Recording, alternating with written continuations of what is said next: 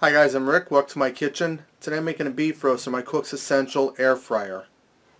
Alright, I'm starting out here with roughly a 3-pound beef roast, so you want to make sure you get one small enough to fit in the basket of your air fryer.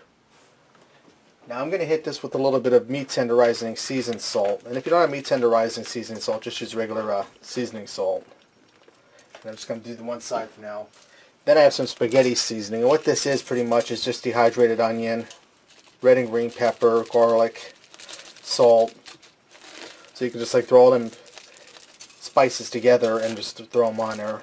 Well, here I got it all together, so that makes it a little more convenient. I'm going to load this into the air fryer. Okay, we're going to cook this for an hour, a half hour on each side. But that roast sits so close to that heating element, I have a feeling it's going to darken up really quick, get browned. So I'm going to let it go for 10 minutes, and if it's to the brownness where I want it, it looks good, I'm going to put some foil over top of it. So I'm going to set my temperature here. I'll turn this on, and we'll start at 380, and I'm going to give it 10 minutes. Now this will come up to temperature, it'll start cooking, and it'll count down. Now when my time's up, I'll check to see how brown it is. If it needs a little more time, I'll give it to it.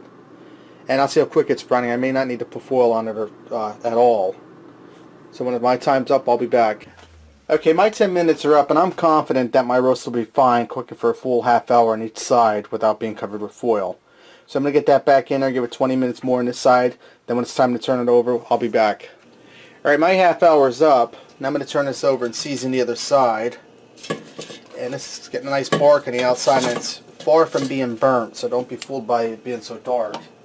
I'm going to have more of that seasoning salt again. And like I said, well, meat tenderizing, seasoned meat tenderizer. If you don't have this, just use seasoning salt or even a little bit of table salt will work. More of that spaghetti seasoning. Now I'm going to put this back in for another half hour. Then it will be done. Alright, my hour's up.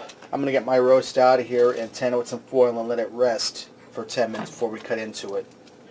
Alright, my 10 minutes are up. This is done resting, and you can see how juicy it is already. Let's go ahead and cut into this and see how it looks.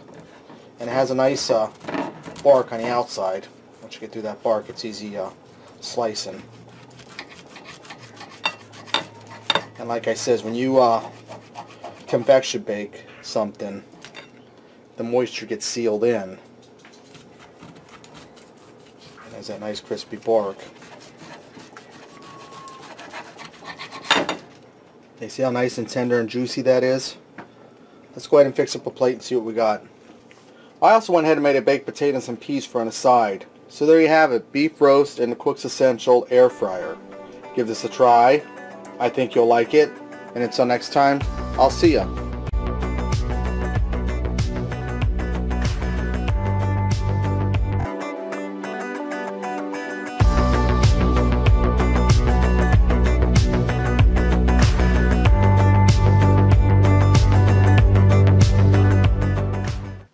Hi guys, I'm Rick. Welcome to my kitchen. Today I'm making a beef roast in my Cook's Essential air fryer.